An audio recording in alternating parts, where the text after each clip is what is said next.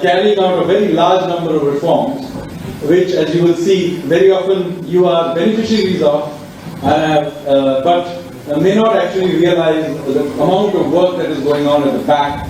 We are, yesterday you got the data, economy grew in the last quarter by 7.4%. We are now by some margin the fastest growing economy in the world, despite all the turbulence in the world. It's not happening just like that. There's a lot of work goes on at the back to keep this economy running. I hope to give you a flavor of the kinds of reforms we are doing in the central government. Obviously, I'm a preacher of the central government. But many of these reforms can be done at state levels as well. So one of the purposes of showing is not just to tell you, look, we are doing all of this, is that, look, many of these kinds of reforms can be done at the states. It's up to you to pressurize your local governments, even at the municipal level, to do these kinds of reforms that I'm going to talk about. So what are these reforms about? It's ultimately about making government more efficient. And there are many efforts of this kind that are happening around the world. There is the very famous effort in the US called Doge, which I'm sure of you read in the newspapers. Elon Musk did it. He's now leaving, but the Doge effort continues. There is the effort in Argentina, done by President Milei, which you may also hear about in the newspapers. But there is another effort that is happening here. Occasionally you hear about it. It does get reflected sometimes in newspaper articles or in The Economist, etc. But unfortunately we haven't actually publicized it in the way maybe we should. But the idea here is to show that, look, we are also doing something. However, our approach is really more attrition warfare rather than blitzkrieg. So we are doing it more slowly and methodically. And I hope to be able to convince you that our effort is at least as effective and in the long run perhaps more effective. So that is the idea behind this effort. So first of all, the question is obviously, what are process reforms?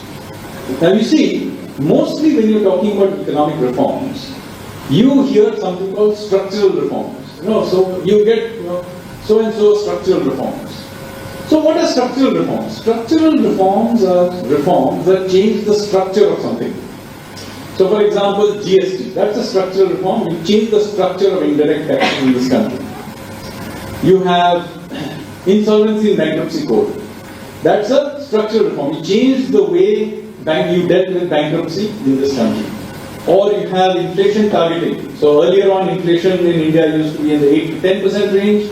Now with inflation targeting, we have brought it into the 2 to 6% range. That's a structural change. You fundamentally change the way some part of the economy functions. So that's, you change the structure. However, most of reforms is actually not about changing the structure. It's about getting the current structure to work a little more efficiently. So these are nuts and bolts, boring reforms. Rule number 43C, subsection D, 3 words have to be changed. Many of the painful things that you all deal with when you deal with government are not about big things. It's about some building code, there's some rule number somewhere, your life is becoming hell because of it. So somebody has to sit through all these tens of thousands of laws, rules, regulations, departments, and change them one by one. That is what is process reforms. And I am part of an effort to do this. Now, the problem with this is, unless you happen to be from that little sector, you probably don't even know that this is happening, because this is, even if it is reported in the newspapers, it's in the 5th page, somewhere it's written. So you don't realize this is happening. One of the problems with it is that we don't get public support to do many of these things. Whereas those people who are benefiting from that little wrinkle in the system, some bureaucratic department or whoever is making money from it or whatever, they know about it and they block it. So it is important that you know what we are doing so that you understand why we are doing what we are doing. So this is part of that agenda. Now this is not unique to India. Everywhere in the world they have this problem. And this is Alliance Francaise. By the way, if you think we have problems with ridiculous rules in India, you should ask the Europeans.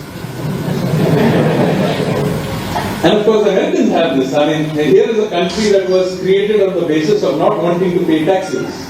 And look at their tax system. It's even worse than ours.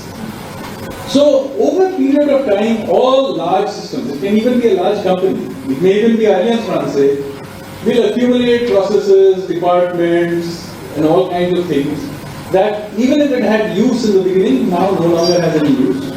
But nobody bothers to get rid of it, and so it accumulates, and then it festers and causes problems. So, changing this is process reform. Now, interestingly, this sort of thing is very common in companies. If anyone here who's done an MBA will have gone through something called business process re-engineering. Have you all studied business process re-engineering? There's lots of textbooks about it. Now, Google up, just, you can do it as we wish. Look at government process re-engineering. There is no literature on it. Okay? So when I began to look into this subject a few years ago, I looked for literature on this. There is none. There are some case studies on individual things done somewhere in the world, but as a class, there is no literature on process reform. So when I began to do it systematically, I had to actually go and steal stuff from the business process engineering people. So they have a system of doing it. If you want to systematize something, as opposed to doing one here, one there, you have to create a theory. Right? So here is the theory. Don't have to memorize it, because I will give you examples to explain what on earth is going on. So don't worry. Sorry. Yeah, somebody dimmed the lights. Can you see it now? Thank you, sir. So first of all, you have to discover why is there a need for a reform. So you have to find some inefficiency in the system and decide that you have to do a reform. The next thing you have to do is to document the as-is process. So you have to document it as it exists today, good, bad, ugly. When you do this, one very important thing happens. You will discover, you can do process analysis, and you will discover, and I've now done hundreds of these reforms, and let me tell you, you have something called an 80-20 rule. 80% of the problem is solved by 20% of the process. And solving this 20% is good enough to get the system running. The remaining 20% actually solves itself. You will see this even in daily life. This is true. So identifying that 20% of the problem to solve is a very important process. Part of this, that's why you have to do the as-is documentation. Now, after having found that problem, you have to find a reform for it. That is the process reform. You change it. And then you have to do one last step, which is to monitor the change to see whether or not you achieved what it is you wanted to do. Unfortunately, in government, everybody has an ego. If they did it and it turned out to be a disaster, they will still hide it, but they will not do a feedback loop. So you have to do a feedback loop, because you are dealing with very large systems and dealing with large economy. You make a change here, maybe even solve the problem here, you create 3 other problems somewhere else because of unintended consequences. So this is also a last stage. Stage is important. You don't have to memorize this, and I will give you examples for all of this. Now, in the course of doing my work, I have discovered about 7 types of reforms. Actually, there's an 8th type I'm building on. But roughly speaking, there are 7 types of these process reforms that you can do. The first type is revisiting default lists and precedents. This is basically, in any large system, things are done the way they are just because they are. It's not there in the law, it's not there in the regulation, there's no reason why it goes like this, but because it is the way it is, it goes on. So first of all, the simplest thing to do is to change them, because there's actually no legal reason why you can't do it differently. Second is streamlining existing administrative process. So there is a process, you have to streamline. Third, you need to change regulations. So under law, there are certain regulations. You have to change the regulations, but you don't have to change the law. You don't have to go back to parliament. Fourth type, you have to go back to parliament, or in the state level, you might have to go to the legislation, state legislature. Fourth, you have to add some capacity and level of government. So even though, as you will see, I'm quite suspicious of bureaucracy, there are times when you actually need to add some capacity. Then sometimes you have to remove a requirement of a state mandated activity. And finally, you have to merge, close, restructure outdated government agencies. These are the 7 types of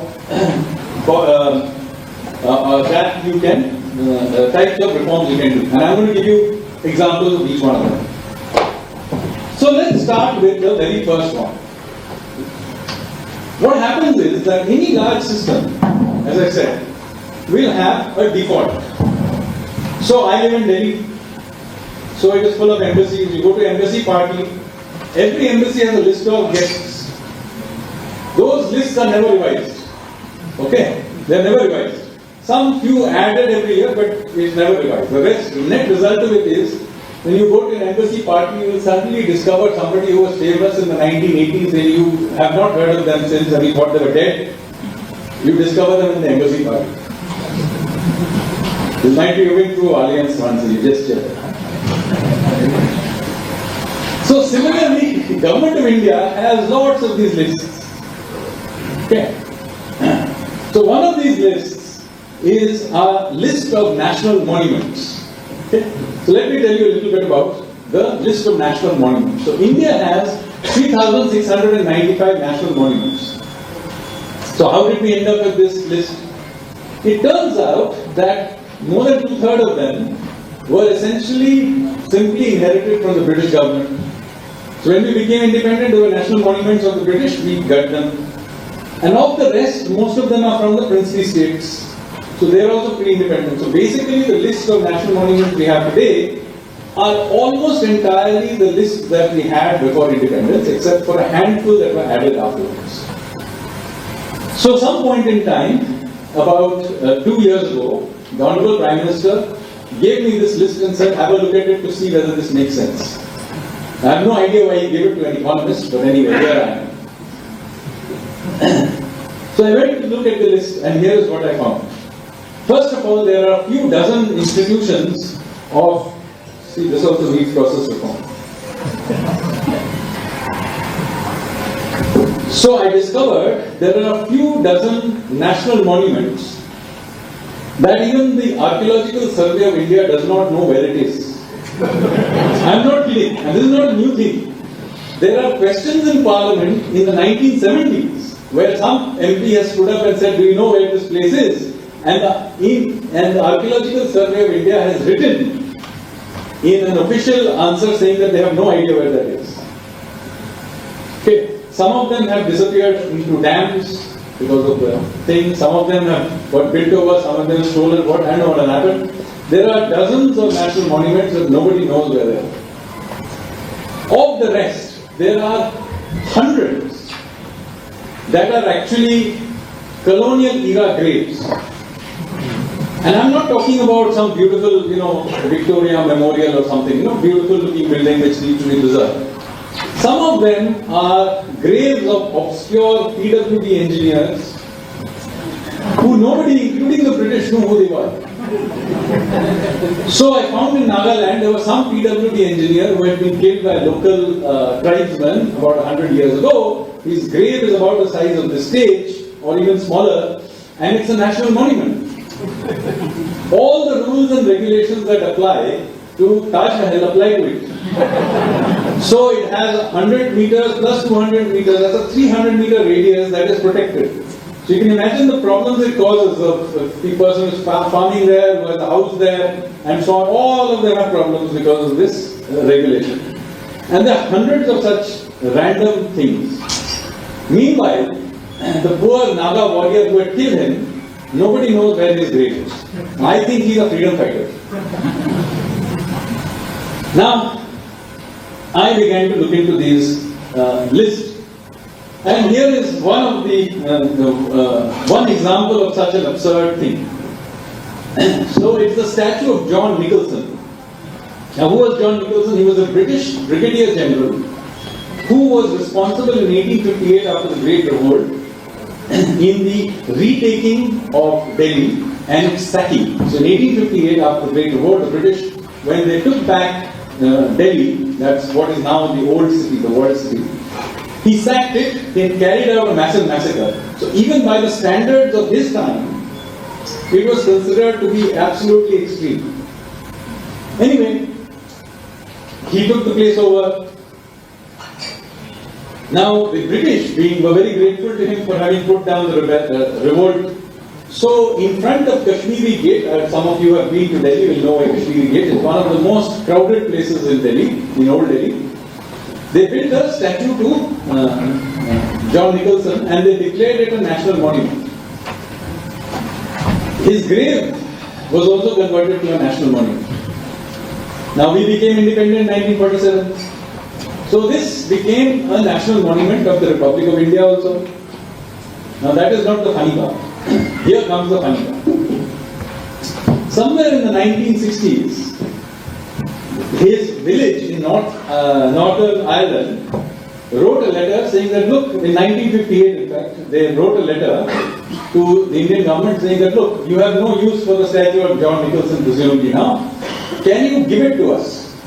So the then Archaeological Survey said okay, and they packed the statue of John Nicholson and sent it to Ireland, where it has been put in his village, where every year they, I suppose, they commemorate him or whatever they do, I don't know. That does not matter. But the point is, it was never delisted in India.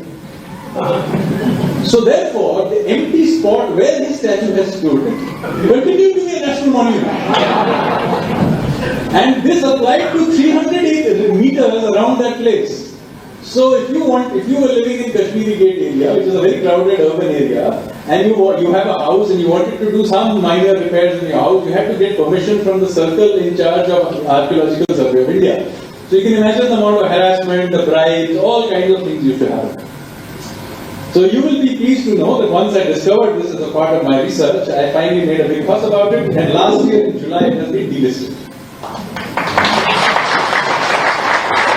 Now I'm working on his grave. This is the cemetery of John Nicholson.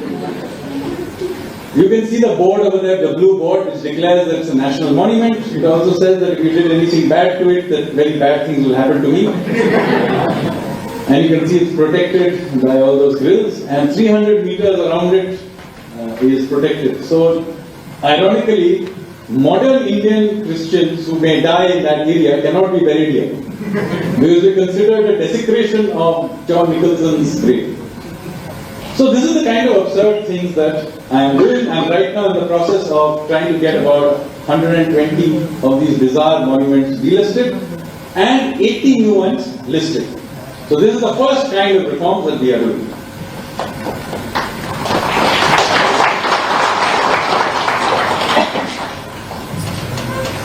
Now comes a second kind of reform. Can I have a glass of water or a bottle or something? You can get me a bottle. Okay. Now comes, it's heavy on. So, now this is an example of a problem where the rules and regulations are not the problem. The problem is the administrative process by which the activity happens. Now, how many of you have ever attempted to shut down a company in India? Has anyone here tried to shut down a company? So you know what I am trying to do. There are about 7-8 people here have tried to do it. And you know that till very recently it was very, very difficult. It would take you years to shut down a company. Now this is not about bankruptcy and so on. But remember, 90% of companies that are shut down in any country in any year are voluntary liquidation. So these are companies that nobody is objecting to them shutting down, and they don't owe anybody any money. This is usually some person who's grown old, his kids don't want to do that business, so he's shutting it down. Or it is a special purpose vehicle that was set up for some purpose by a company as a subsidiary or something. That purpose has come over, they are shutting down. So some very run-of-the-mill reasons why companies are shut down every year. So companies are created, companies shut down, that's normal. But in India, if you wanted to shut down a company all these years, it took years. And there are two ways of doing it. One is Section 248 of the Companies Act 2013, and there was Section 59 of IBC, in South Asia Bankruptcy Code. Both of them took long periods of time. I'm just going to deal for the purpose of the presentation only with the Companies Act one, because most small companies go under that. RPC is used for very large companies, very, very large companies. So usually what used to happen, you had to get a bunch of NOCs. Remember that? Those of you have tried to do this? And for some reason you had to get them in certain order. Nobody knew why you had to get them in that order. Then once you got all the NOC, that's the no objection certificate, you had to go to something called the registrar of companies because you had to put it up as an advertisement in the newspaper. Now this is when most of the delay happened, we discovered, when we did the mapping. Basically, maybe up to a year, you had to wait before your name was advertised in a newspaper. Why was it done? Very simple. You basically had to bribe the person in the registrar of companies to put your name into the newspaper. Otherwise, you just couldn't shut it down. And you can't shut it down. You have to do all the compliances that you need to do for having an existing company. It's a real pain. So, of course, they knew it. So, when I presented all of this to the Honorable Finance Minister, I also gave her a rate card of what you had to pay to get it shut down from the register. So we found that typically an average shutting down of companies took about something like about 500 days, and in 2021 when I was doing this research, nearly 10% of them were found to be hanging around, hadn't been done for 1,000 days, and at least 54% were pending for more than a year. Can you imagine? Just trying to shut down a company, and nobody is objecting to the shutting down. Huh? So what we did is we identified the process. First of all, we created a website and which came on stream about a little over a year ago, in which we basically made all the NOCs parallel. So you put up your details, the system sends to whoever you need to send for an NOC. It waits for 21 days or whatever. If nobody replies, the default, it creates the list, an NOC, and sends it to the ROC. Once the ROC gets that thing, and the system is called CPACE, once the CPACE sends it to the registrar of companies, the registrar of companies has to come up with a very good reason for not putting up the ad. So now, the shoe is on the other side. They have to, in writing, object to that company, and of course, they are not going to do it. So most of these companies where there is no objection, etc., go up for the ad. And look at what has happened to the time required for shutting down a company in India. It used to take about 500 days. Now it takes only 60 days.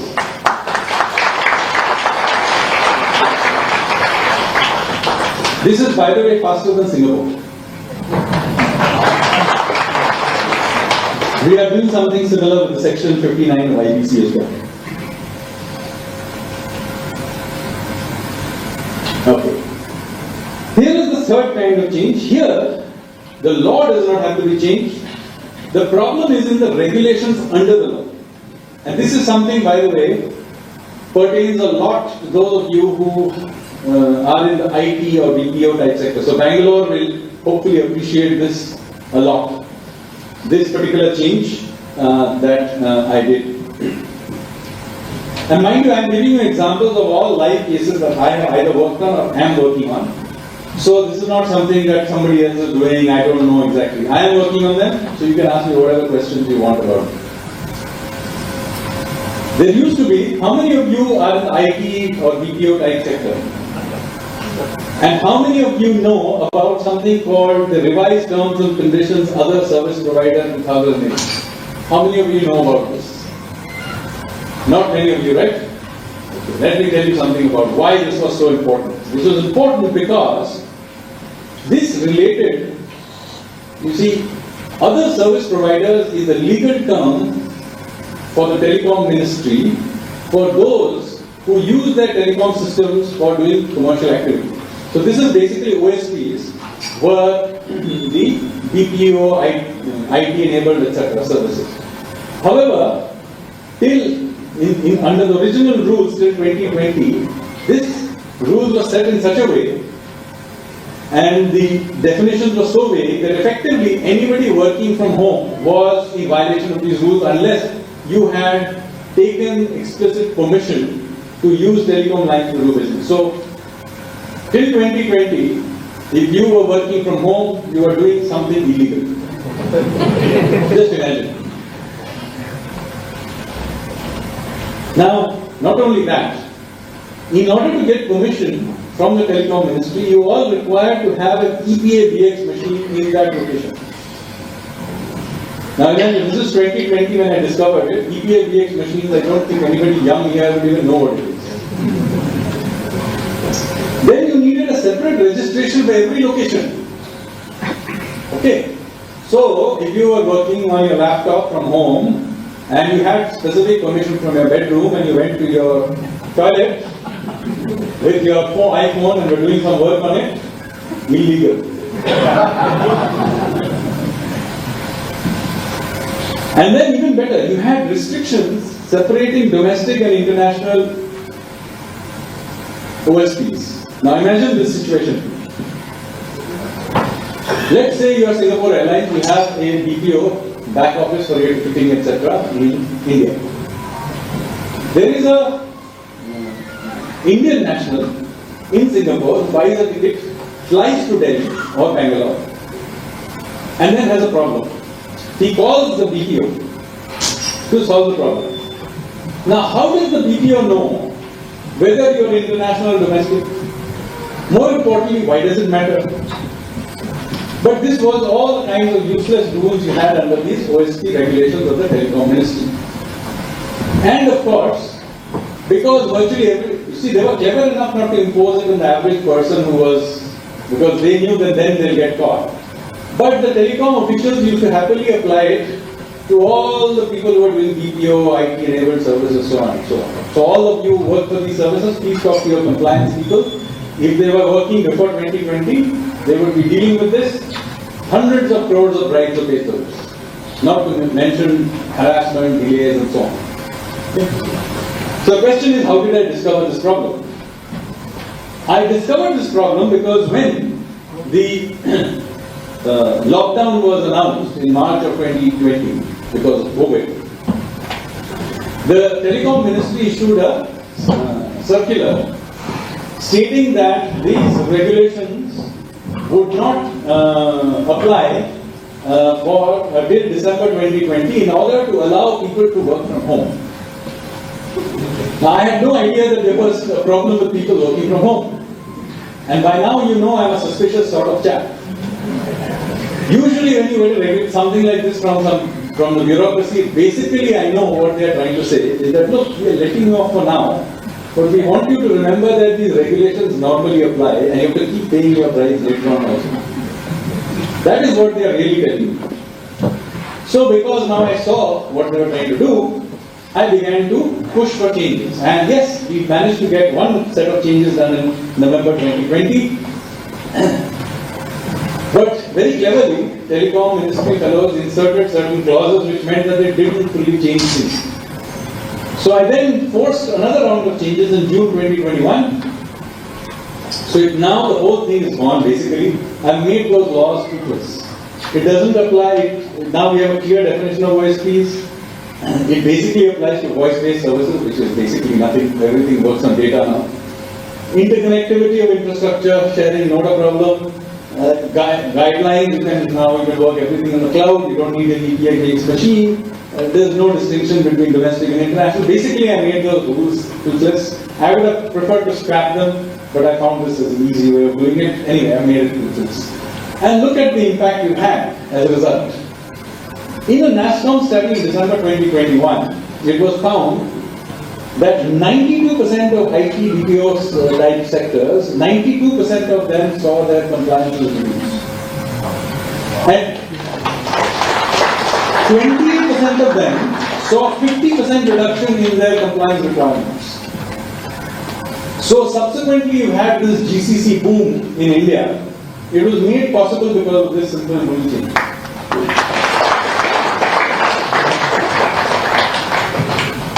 Now I'm going to tell you about another kind of change. This is an area where you actually have to make legislative changes. Okay? This is an example which is an ongoing one where I am still in battle. So I want to give you some examples. I don't want to give you an example feeling that I always win. I don't. So how many of you even know what legal metrology is? Let me see. One person. 2 people, 3, 4, 5, 6. 6 people in this audience know what legal metrology is. So let me tell you what it is. It is rules and regulations related to weights, measures and labels. Okay, so every country in the world has legal metrology laws. Weights, measures and labels, you need lots of them. You don't want people to cheat on weights, etc. So that's fair, nothing wrong with that. Except in India, this is the second largest source of small corruption in the country. Okay? The largest is of course traffic rules. All we are paid right now.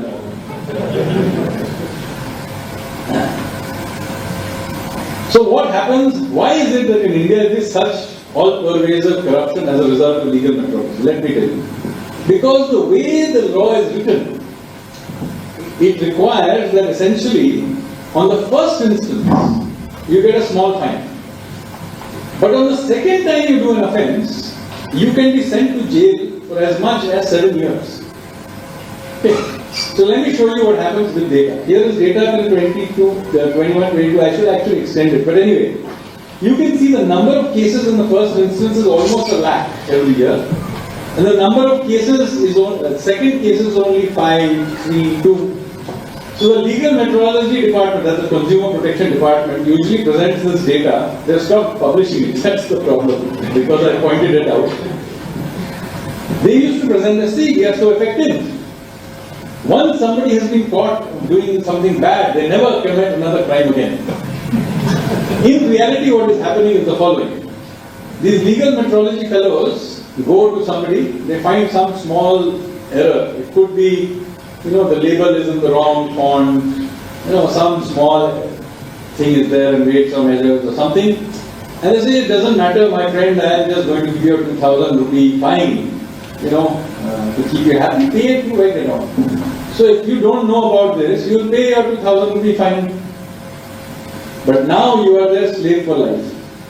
Because on the second instance, you can be sent to jail for 7 years. You see, that is why there is such a big gap. Because everybody pays up.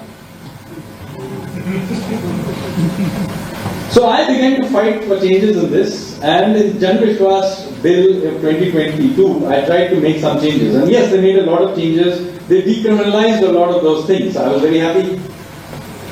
Then I discovered that in the last, they got rid of sections 30, 33 and 36 from that Jan Vishwas Bill 1. And why is it? Because 80% of the cases are under it. So now I'm still fighting this. I'm trying to get 30, 33 and 36. At least add one more layer, no? Now, I'm not saying that you don't need legal metrology. I'm not also saying that you should have some punishments. At some level, you even want to have criminal punishment. Because if somebody is selling, some thing, some medicine or something, and he is giving you half the weight, I need to be able to send the person to jail at some level, or doing something wrong. But it shouldn't be this easy to do it. So I want to create some layers, and I'm hopefully Jan Vishwas 2, I'm trying to insert something. So if it comes out with these extra layer having been put, I've succeeded, otherwise I've failed. So this is still battle in progress. Now I'm going to tell you about an area, this is type 5, increasing state capacity. Okay? By now you have understood that I'm quite suspicious of bureaucracy. But there are some areas where you do need to add capacity to bureaucracy. You do need them, you need to add capacity. I'm going to give you an example of this. And this relates to the intellectual property rights ecosystem. Now we want to be Vishwaguru, we want to be a knowledge economy. If you want to do that, you need to be able to have a patent system. Yeah, everybody agree with this? So look at how things used to be 10 years ago. In 2015, the number of filings in China for patents used to be 11 lakhs. Their grants were 3.5 lakhs. United States was seeing about almost 6 lakh filings. Grants were almost 3 lakhs. In India, we were seeing about 47,000 filings, but only 6,000 grants. This was the position in 2015. How are we going to compete? Since then, 10 years have passed, and let's see what has happened. In 2023, the number of filings in China has gone up even more. Now it's 16 lakhs. And they are granting 9 lakh patents a year. Now, to be fair, they have a low quality patent called utility patents, which is poor quality. But even if you strip that out, they are doing somewhere between 3 to 4 lakh decent quality patents every year. Okay. United States is doing about 3 lakhs. Their numbers have gone up, but not quite as fast. But in 2023, we suddenly did 1 lakh patents.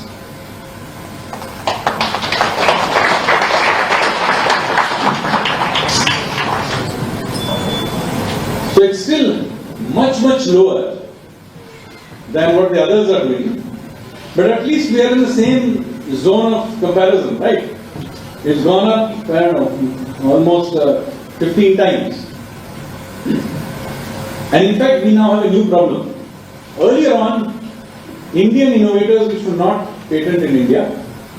They used to patent somewhere else because our patent system was so poor, where grants were so slow, that even with the small number of filings, we are not able to deal with it. You had, take 8 years to get a patent. What's the point? The technology has moved on by this point. So nobody is given patent in India. So number of filings have also gone up. But our ability to give grants has now gone up so fast that we have cleared the backlog. And we now have a new problem, as you can see in 2024. The filings were about 1 lakh, which has gone up a little bit more. We are unable to give grants because in the end you can't give everybody a patent, right? So we give about 40% odd of patents that are filed are given grants. So we only gave 33,000 grants because we have run out of backlog and there's only so many patents you can give out. So here is one situation where the government's capacity has expanded faster than the capacity of the private sector and of academia to actually patent. So how did we end up with this situation? This is how we did it. So basically, a few years ago, I discovered we just didn't have enough patent officers. You see, in China, they have 13,700 patent officers. In America, they have 8,200 patent officers. We, 10 years ago, had only 271. It's not like they weren't working very hard. They were working very hard. Even allowing for the processes being inefficient, etc., they just couldn't keep up. I'm not even getting into the inefficiencies and other problems as well. Since then, we look at how many people we have added all the way, and this year we have just added another 500 people. So right now we have about 1,383 patent officers. In fact, 500 have just been added, they are coming on stream. And we have asked for another 500 people to be trained in anticipation, so that we will be able to deal with at least 250,000 applications every year, which is about equivalent to 1 lakh grants every year. So we have created the capacity for 2.5 times the amount of patent applications they have. So those of you who want to patent in India, doing R&D in India, we have cleaned up the system. We are now waiting for you.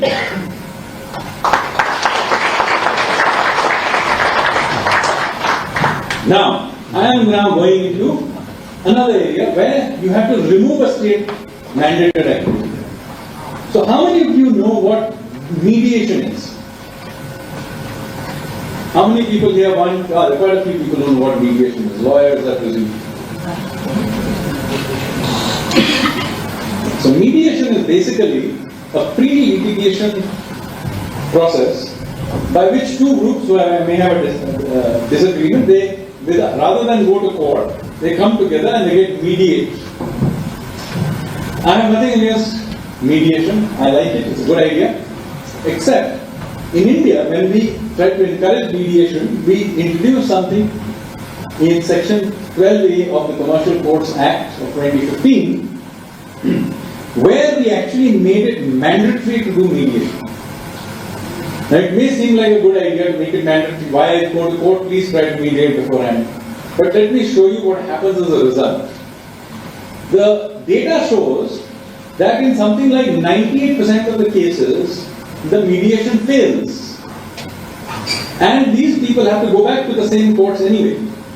But meanwhile, what has happened is that they have wasted something like 6 months. Already the legal process is slow. You added 6 months to it, legal fees, mediator fees, all kinds of other things. And in the end, you still have to go back to the court system. My view is, why make it mandatory? Do it if it is voluntary. If it is voluntary, what will happen? The mediators will have some incentive to actually improve their services. Today, what is happening? They have no incentive because you have to go to the mediator. He'll sit there and he doesn't have to do anything. You have to sit with him for 6 months. So he's going to eat the fees before you can go to the court. So this has been an absolute disaster. I'm currently trying to change the Commercial Courts Act in order to make this mediation process voluntary. As with anything, any license permit that you creates inefficiency. There has to be competition. So you have to allow people the option of wanting to mediate or not mediate. Battle I'm still fighting. Meanwhile, I'm sorry if you have a dispute, commercial dispute with somebody, you still have to go through this process for now. As I said, I'm trying to change this. Now comes the last type, which is merging, closing or restructuring outdated government agencies.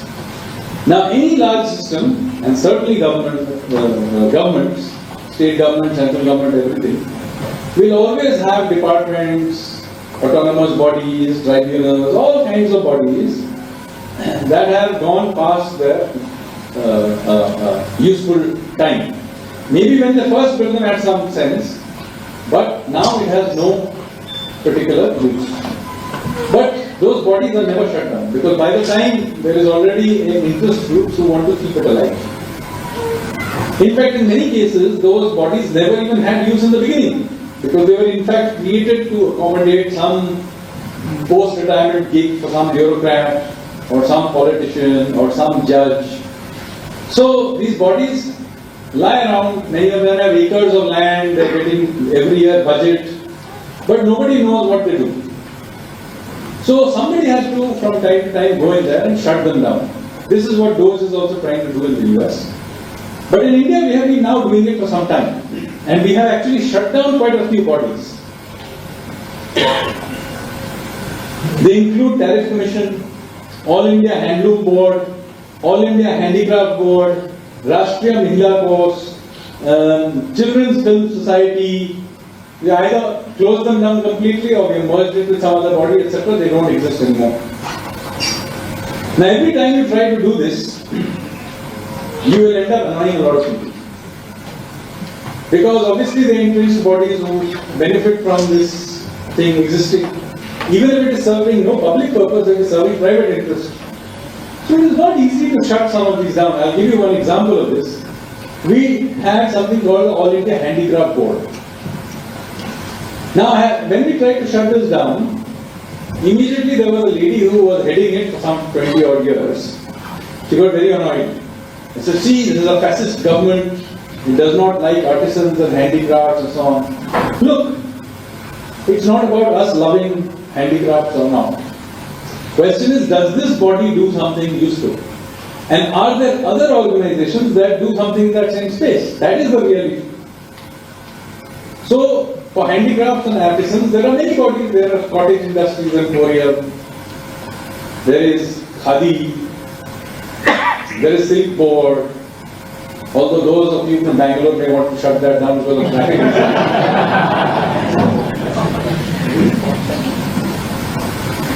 So the question was All India Handicraft Board doing something or not? That is the real issue. So the lady, I will not name, wrote a nasty op-ed in one of the newspapers saying how this government was evil for shutting down this body. So Smriti Irani, who was then the Honorable Minister of Textiles under whom this came, wrote a tweet in response saying that, Madam, if you can show us any minutes of a meeting held in the last 16 years, we will be happy to re-establish it. We are still waiting. So this is the sort of thing that goes on. Similarly, their use was something called Tariff Commission. Now, though many of you are old enough to know that before 1991, We were a socialist country, and when we were a socialist country, many things, many commodities used to not have market prices, but the prices used to be set by government for steel, cement, etc. And the body that used to set it up was called the Comptroller of Industrial Cost and Pricing. Bureau of Industrial Cost and Pricing, BIC. So Bureau of Industrial Cost and Pricing used to set these prices. A very powerful body, by the way, in those days, this Bureau of Industrial Cost and Pricing, because even if it increased or reduced the price of some commodity 1 or 2 rupees, that entire industry would change, right? So it was headed by a very senior secretary rank official, and you can imagine how powerful and what used to go on in that ministry. Now in 1991, we liberalized the economy. Suddenly this body did not have any use at all. So it went from being one of the most powerful institutions in the country to having no powers at all after 1991 reforms. Now you would think it would be shut down. No, nothing is ever shut down in government. So this body continued to exist for several more years, and then it discovered that somebody may notice it exists. So they quietly changed their name to Tariff Commission. So you get the impression that it has got something to do with tariffs, but it doesn't, because it's in the wrong place. It's in DPIIT, whereas all tariffs in India are set between Finance Ministry and Commerce Ministry. So Tariff Commission had nothing to do with setting of tariffs, and yet it continued to exist in 2022. I discovered them during COVID in 2021 and wrote a note up saying that it should be shut down. So there was a lady, very senior official, who was also my neighbor, but they annoyed with me. So, complained to me, to the cabinet secretary and so on. But anyway, and the net result of all of this is that we have shut it down. The funniest part is that nobody loses their job because of this. All those people were reallocated some other, hopefully useful job in another part of the government. Because there are actually shortages in government of people in many places, you can send them. So I don't know why they wanted such a body to exist. So it has been shut down. There's now some empty real estate as well. But I hope I've given you some feel of these kinds of bodies that exist. We are systematically shutting them down. I have a list of many such ridiculous organizations that exist. I hope to carry on doing this in the future. We are in fact doing a major program of mapping out the government right now. So, to provide you some, in conclusion, point is, I hope I have convinced you that process reforms is an important part of reforms. These are not reforms that you hear about in the headlines or in the newspapers. Unless you happen to be from that little sector, you probably don't know anything about it. And yet, it is the accumulation of these hundreds of small reforms. We have removed hundreds of outdated colonial era laws also. My late colleague, Vivek Da, was much into that. He was instrumental in removing hundreds of outdated, ridiculous laws. We are still, right now, we've got 4 major maritime laws which go back more than 100 years, which I have worked on, we are now trying to change them. So, laws are changing, these reforms are happening, and this is very painful, excruciating work. As you can tell, each one of them will need data, you need to argue with people, you have to be willing to be unpopular with a large number of people, but you have to persist with this. This is thankless in many cases, but the accumulation of this work is what is allowing for efficiency in the system, and that 6.5–7% GDP growth rate we are now seeing is driven, at least in part, by the efficiencies we get from this kind of work. When I was in Finance Ministry for 5 years, we wrote the economic survey with average is 27. So many of them, people look at the economic surveys of those years, and there were some very senior people, the professor, etc., they point out something, economic survey says something like this. I don't tell them, but average person who wrote those things was 26, 27 years old. But anyway, these reforms are being done by a team of very young, very bright IES officers and consultants and young professionals who work in my team. In addition to this, a lot of this work is made possible. For all the mocking I've done of the bureaucracy, let me say, there are some very fine officers in the bureaucracy, in the revenue service, Indian administrative service, in the police service, who have brought me these problems.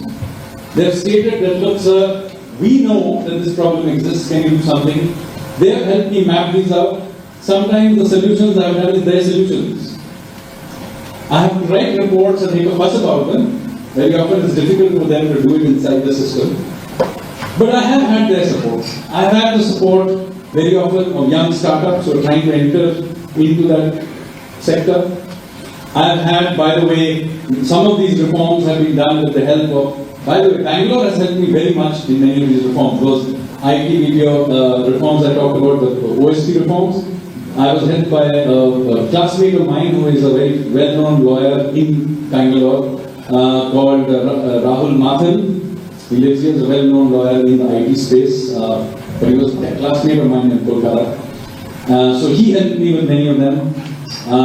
So yes, it's a wide range of people. So I will not take credit of just my team and myself doing all of this. There is a whole bunch of people who are, it's like a national mission to do it. There may be many people in this audience who may give me good ideas. And of course, in the end, this gets done because I have the support of the top political leadership. In the end, nobody will care what my view is. It gets done because once I have made the case to at the highest levels, then and only then these things get done. So I have to say that none of this will get done without the top political dispensation backing me on all of this. As you can see, none of this needs to be popular. Sir, congratulations for leadership. Thank you. Sir, my question is, I heard in a podcast of yours that second highest revenue, second highest thing what we purchase from outside is shipping services and shipping insurance service. So what is the current government working on to? So this is also something that I've been making a big fuss about, written about recently also. This is that people don't realize that after all, the biggest purchase from the import from the rest of the world is actually shipping related services. It could actually be the shipping itself, it could be the finance and insurance around it. Basically shipping related expenses, every year we are spending tens of billions of dollars. I think almost $100 billion worth each import. This is not just an import problem. There is a further problem. 95% of all our trade, external trade, is done on foreign ships. So we don't need actually sanctions from major country to get into trouble. We just need 3 or 4 shipping lines saying they don't like us. We'll be in very serious trouble. Okay. Because from an economic perspective, remember, India is an island nation. Look at our map. Our entire western border locked. And our border with China, we do trade with China, but not with the bits that we have a border with. We are trading in Shanghai, not Tibet. So, India is effectively an island nation. And yet, we have allowed 95% of our trade to be done on foreign ships. This is not just an economic problem, it's in my view, the single biggest geostrategic risk to this country. If we want to shut down India, shut down our shipping lanes, we'll be on our knees. All the electricity, all our inputs, all our energy requirements, all our inputs into many industries, whatever you work in, get shut down, we'll be in very serious trouble. So, we have therefore identified our maritime space as something that we need to do something urgently about. And in the last 18 months, you may have seen we have done a lot of changes. First of all, we are building a massive new port in Vadhavan, just north of Mumbai. This port, when it is ready in about 3-4 years, will be the largest port in India. It will be the combined size of all our existing ports put together.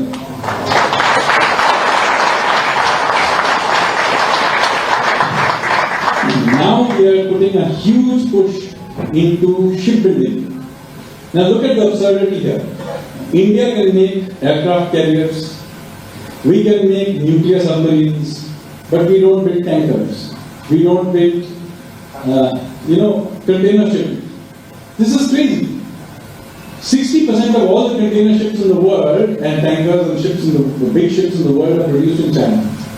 Of the remaining, 20% is produced in Korea, 25% is produced in Japan, 5% is what is produced in the rest of the world combined, of which we are just 0.1% or some ridiculous number of big ships that we produce. Essentially, we don't produce ships for the world at all, which is a similar story with ownership, flagging, etc. So that's why I told you earlier, we are changing 4 maritime laws. They are in Parliament right now. So in case you see a large number of shipping, maritime type, so we're trying to change ownership rules, we're trying to do that. Similarly, you may have seen that the last budget, the Honorable Finance Minister Nirmala Ji announced that ships will be given infrastructure status. So now you can give them long loans. Now just imagine, we did not consider ships as infrastructure. So what is ship? Ships basically exist for 30 years. Baltic goes up and down. Making money, shipping is a very simple thing. Cheap money over a long period of time. You lose money for some time, you make money sometimes, so over a period of time you basically on balance make money. So it's entirely about insurance and finance. You cannot get those 30-year kind of loans unless you happen to have infrastructure status. Or else you will get it. You cannot buy a ship with a 5-year loan. So just now, just 3-4 months ago, in February, finally ships have been given infrastructure status in India. So another change. We are now setting up a National Maritime Foundation. We have just yesterday or day before announced that 112 ships will be, funds will be made available for orders of 110 tankers and large container ships. You have seen the newspaper. We'll try and get at least some of them built in India. Not all of them, some will have to be built abroad. But because we are giving the orders, just like with defense, some ecosystem will begin to build. And it's already happening. So for example, Pipavav. It is the second largest dry docks in the world. Okay? And it was closed. It is just about 6 months ago reopened again. So because we're giving orders. Similarly, Cochin, Mazgaon, Garden Reach, they suddenly have orders after many, many years. Partly from, of course, we got it going with Navy orders, but now they're getting commercial orders. So now we are building some capacity. Today, if you read the Indian Express, you may have seen an article about the need for India to develop its own marine engines. So I'm pushing for that now because we don't want to end up with a shipbuilding industry and then have the Kaveri engine problem. Because we can build the hull. We have the steel, we have the manpower, we have got all the things, we have the design capability, but we still don't build our own engines. So that is, again, those of you who are interested in marine engines, your moment has arrived. Yeah, somebody with there's a gentleman in the back. Sir, I come from the IT industry. So one of the very wonderful things that's come out is actually the GEM portal and for the procurement kind of thing. The government had even gone a step ahead and said if you are a made in India company and you are technically on the same level as someone, even if your price is 15% higher, the institution has to kind of look at you. Of late, we see a lot of these things are being again watered down. And secondly, I can go to an HDFC bank and sell my solution. But if I go to a State Bank of India, they say, please go to the finance ministry, which is and we're solving problems like, increasing speed by 20x for the daily report and things like that. Access to HDFC, a private bank, and 60% of private banks use us. But when you go to the public sector, you have the Oracle, the KPMG, those banks that speak to kind of thing. And how do you get past that process? So there are two separate things. One is the GEM portal. Yes, you're right. Over time, it has accumulated new problems. We try to solve some problems, but then in trying to solve them, you accumulate the other problem and so on and so forth. Just like the problem you described, another problem is that because you tell all the IITs to go and buy equipment from GEM portal now, see, there are going to buy Spectrum, Spectrum electrometer, whatever. So Now, obviously, a gem portal you can't buy it. There's one guy in the country, maybe in the world, who produces that thing, and it's not in gem. Now you can't buy it. So all kinds of problems have arisen. We have tried to solve them. It's an ongoing thing. I am not of the view that gem has solved many problems, and new problems have arisen. So process reforms is not a one-time thing. You have to continuously do it. New problems arise. So this has to be done. So I have not looked at gem